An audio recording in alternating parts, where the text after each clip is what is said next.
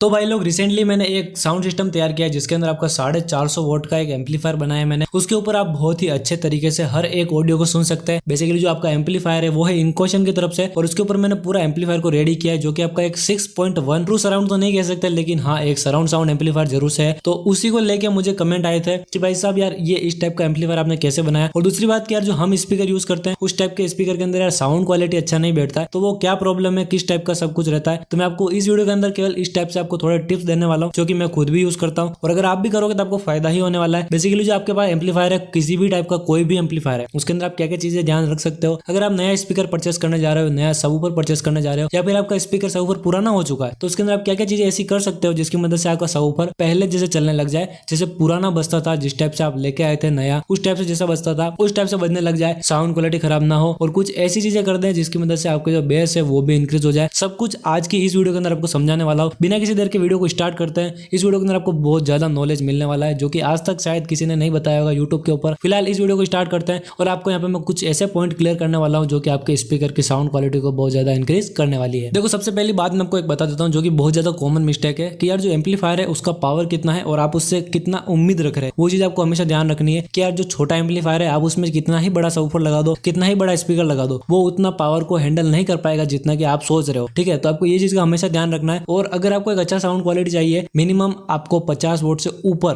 किसी भी चीज का यूज कर रहे हो 50 वोट से ऊपर रखो उसको, 50 वोट से नीचे मत लाओ। चाहे आप स्पीकर यूज करें, साइज भी बढ़ाओ, 6 इंच का यूज करो, 8 इंच का यूज करो स्पीकर, और उसको यूज करो आप 50 वोट से ऊपर, 50 वोट से नीचे मत जाओ। और एम्पलीफायर ले रहे हो तो एम्पलीफायर थोड़े ज्यादा वोल्टेज का लो, क्योंकि एम्पलीफायर के अंदर एक दिक्कत हमेशा आती है। जैसे आप सोच रहे हैं कि कोई भी एम्पलीफायर हम यूज करेंगे, चाहे क्लास डी हो गया, चाहे नॉर्मल एम्पलीफायर हो गया, मॉसफेट बेस हो गया, कोई भी, उसके अंदर हमिंग तो रहेगी, ये तो आपका 100% है, हमिंग रहने ही वाली है। तो आप क्यों ऐसा काम करते हैं कि भाई साहब आपको जस्ट उसके बराबर ही आपको ऑडियो मिले। जैसे कि मान लीजिए आप 50-50 वोट के 2 स्पीकर लिया है, ठीक है, 6-6 इंची के, 8-8 इंची के, जो भी आपको समझ में आए लिया है 50-50 वोट के, और आप उसके लिए एम्पलीफायर देख रहे हैं 100 वोट का, 70 वोट का, 80 वोट का, क्या ठीक है चल जाएगा, क्या फर्क पड़ रहा है, इतना तो चलता है। ऐसा मत करो। अगर आप 50-50 वोट के 2 स्पीकर लाए तो उम्मीद करो कि यार एक 150 वोट का एम्पलीफायर तो कम से कम लेके आओ, ताकि अगर आप उसको 50% 70% वॉल्यूम पे भी चलाओगे तो स्पीकर अपनी फुल पावर पे बजने वाले हैं, और जो आपका मेन एम्पलीफायर है वो यार सेफ रहे, प्लस उसको उतना लेवल तक जाना ही नहीं पड़े जहां पे उसका डिस्टॉर्शन स्टार्ट होता है। क्योंकि जो मेन आपके एम्पलीफायर होते हैं, चाहे किसी भी टाइप का कोई भी एम्पलीफायर हो, उसका जो डिस्टॉर्शन है वो 75+ वॉल्यूम के बाद चालू होता है। तो जितने भी लोग होते हैं वो रिकमेंड करते हैं कि 75 के आसपास ही वॉल्यूम को रखो, उससे ज्यादा वॉल्यूम को बढ़ाओ ही मत, उसके अंदर वॉल्यूम को रखो, और एम्पलीफायर थोड़ा हैवी लो ताकि आपकी साउंड क्वालिटी बढ़े। ये चीज होती है। पहला पॉइंट मैंने आपको क्लियर किया कि आपको क्या चीज का ध्यान रखना है, जिससे आपका जो बेस है, साउंड क्वालिटी है, बेसिकली पंच है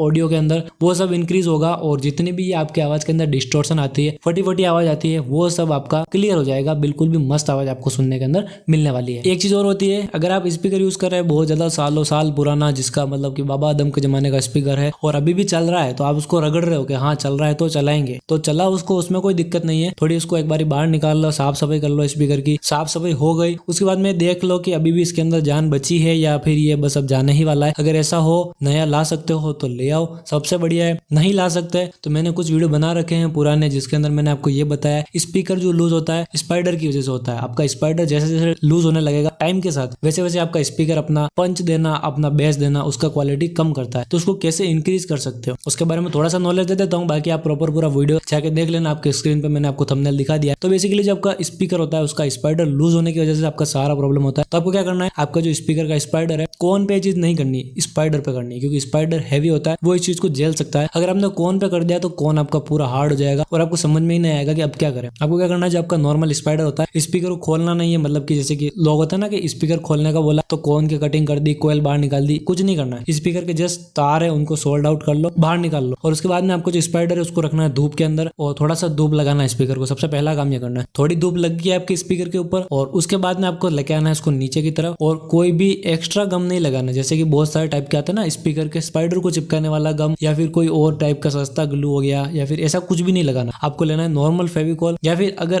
प्रॉपर स्पाइडर या फिर कोन को चिपकाने वाला आपको गम मिल जाए, जिसको अपन सॉल्यूशन बोलते हैं, ठीक है, वो मिल जाए तो वो भी ठीक है। दोनों चीज काम में लेनी। उसके अलावा तीसरा आपको दिमाग नहीं लगाना, फेविकॉल या फिर कोई भी उस टाइप का गम लेना है और उसको आपके स्पाइडर के ऊपर थोड़ा पानी के अंदर मिक्स करके लगा देना। कॉम्बिनेशन आपको ऐसा रखना है 50-50 का, 50% पानी और 50% आपका वो जो गम है, जो ठीक है, दोनों मिला के लगा दो। आपका सबवूफर है, जो भी स्पीकर है, एकदम रेडी हो जाएगा। और उसको दोबारा से धूप के अंदर रख देना है, तो जो पानी है वो उसके अंदर से उड़ जाएगा, और जितना आपने क्वांटिटी लिया उसका 50% ही अप्लाई होगा, तो आपका स्पीकर खराब होने का डर भी नहीं है। प्लस जो पुरानी आपके स्पीकर के अंदर पावर थी वो वापस आ जाएगी। अगर आपका स्पीकर एकदम कह सकते हैं ना सेंटर के अंदर है तो कोई प्रॉब्लम नहीं है, आपका स्पीकर दोबारा से नया हो जाएगा। तो ये थी भाई साहब की मास्टर टिप जो कि मैंने आपको बहुत जल्दी बता दी। अब जो 2 या 3 टिप मैं आपको बताने वाला हूँ इसका भी ध्यान रखना, अगर इनपुट प्रॉपर नहीं हुआ तो ये सब कुछ काम के नहीं है। तो चलते हैं अगली वाली टिप के ऊपर और देखिए कि इसके अंदर क्या होता है। मेरे भाई लोग देखो, मैंने आज तक में ऐसा तो नहीं कि भाई साहब बहुत ज्यादा स्पीकर बना दिया, बहुत ज्यादा साउंड सिस्टम बना लिया, ऐसा नहीं है। लेकिन मैंने बहुत ज्यादा चीजें एक्सपीरियंस की है। जितने एम्पलीफायर बोर्ड मुझसे जले है ना उतने शायद ही किसी से जले होंगे, क्योंकि जो सही है भाई साहब जिनको बहुत ज्यादा ज्ञान है उनके स्पीकर तो कभी जलेंगे नहीं। हमको ज्ञान कम है, हम हर चीज में एक्सपेरिमेंट करते हैं, यार ऐसा हो रहा है तो ऐसा क्यों हो रहा है, इसको सुधारते हैं। उसके चक्कर में बहुत नुकसान खाया है, बहुत ज्यादा एम्पलीफायर जले भी हैं, लेकिन उनसे काफी ज्यादा चीजें सीखी भी है। तो हमारे एम्पलीफायर जले हैं, हमको पता है कि यार ऐसा करेंगे तो ऐसा होगा। लास्ट हमको सीमा तक भी बताया कि हाँ इस टाइप को एम्पलीफायर को अपन इतना खींच सकते हैं, इससे ज्यादा रगड़ा तो ये हो जाएगा, ऊपर निकल जाएगा, ठीक है। तो अपन को इस चीज का आइडिया है। तो मैं उस आइडिया के बेसिस पे आपको एक चीज और बता देता हूँ कि जो आपके एम्पलीफायर है आपको हमेशा उनकी पावर का ध्यान में रखना है। ऐसा नहीं करना है कि यार रगड़े जा रहे हो। और एक चीज और होती है, एम्पलीफायर प्री एम्प इनपुट,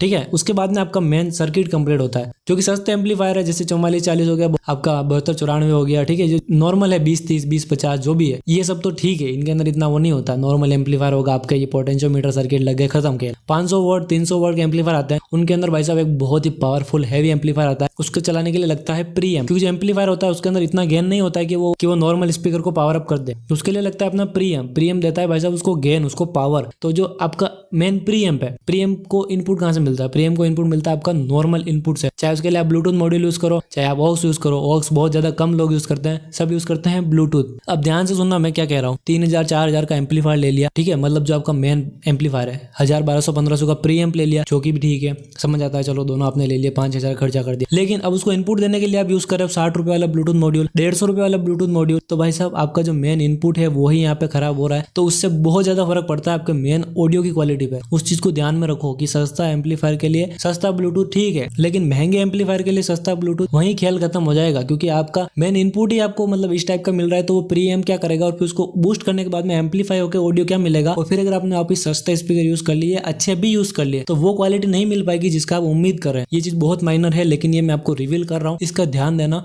एक 60 रुपए के ब्लूटूथ मॉड्यूल से ऊपर उठ जाओ, मैं तो नहीं उठ पा रहा हूँ क्योंकि मेरा तो काम ही वही, आपको देखना ही वही पसंद है। लेकिन अगर आप एक अच्छा क्वालिटी का है मतलब ब्लूटूथ यूज करते हैं, 100% साउंड क्वालिटी बहुत ज्यादा नेक्स्ट लेवल होने वाला है, इस चीज की मैं गारंटी लेता हूँ। और फिलहाल के लिए इतना ही रखते हैं यार, खूब होगा, मेरे दिमाग में अब और कुछ आ नहीं रहा है। मिलते हैं ऐसी किसी और वीडियो के अंदर। जय हिंद, वंदे मातरम दोस्तों।